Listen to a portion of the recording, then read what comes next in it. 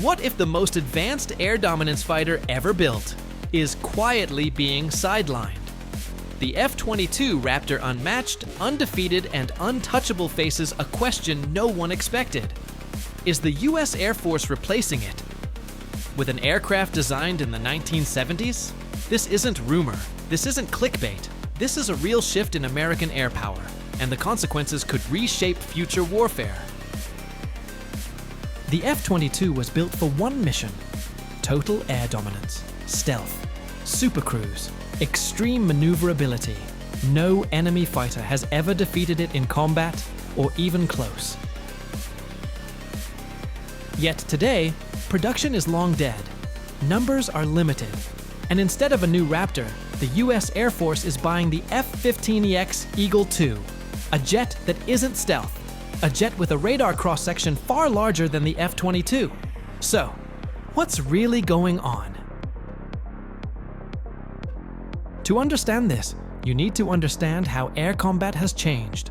Modern warfare is no longer just about fighters versus fighters. It's about networks, sensors, missiles fired from hundreds of kilometers away. The battlefield is now layered. Satellites above, AWACS behind, missiles ahead. The fighter is only one node in a massive system, and this is where the F-22 faces a hidden limitation. The F-22 is lethal, but it's rare. Only around 180 were ever built. Even fewer are combat ready. Maintenance is complex, costs are extreme, and upgrades slow, expensive, and limited by 1990s design choices. At the same time, threats are multiplying. China fields large numbers of aircraft. Russia emphasizes missile saturation. The Air Force doesn't just need stealth, it needs capacity. Here's the twist. The F-15EX is not replacing the F-22 in air dominance. It's replacing something far more critical. The F-15EX is designed as a weapons truck, a missile carrier, a sensor amplifier, a battlefield enabler. It stays behind stealth fighters and launches overwhelming firepower when the enemy is exposed. The F-22 is a scalpel. The F-15EX is a hammer. The Raptor kicks down the door, undetected. It finds targets, controls airspace, suppresses threats. Then the F-15EX unleashes sheer volume. Missiles, standoff weapons, long-range strikes. This is not replacement. This is role separation. The truth no one likes to say. The F-22 fleet is aging. Airframes are stressed, parts are rare. Restarting production would cost billions in years.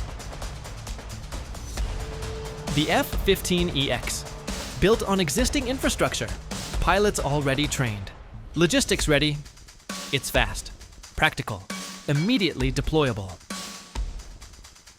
The F-15EX doesn't replace the F-22. It protects it. It absorbs missile loads, extends kill range, allows stealth fighters to stay invisible longer. This is the shift from single super jet dominance to distributed air power. And this doctrine defines future wars. The real replacement of the F-22 isn't the F-15EX. It's something still classified, something designed for the 2030s, something built around AL, sensors, and unmanned wingmen. Until then, the F-15EX fills the gap, not as a successor, but as a force multiplier. So, no. The F-15EX is not replacing the F-22, but it is changing how air dominance works. This is not about stealth versus speed. It's about systems versus platforms. And the skies of the future will belong to those who understand that first. If you want the real stories behind modern air power, not headlines, not myths, but strategic truth, subscribe to Supersonic News. Because the next air war will be decided long before the first shot is fired.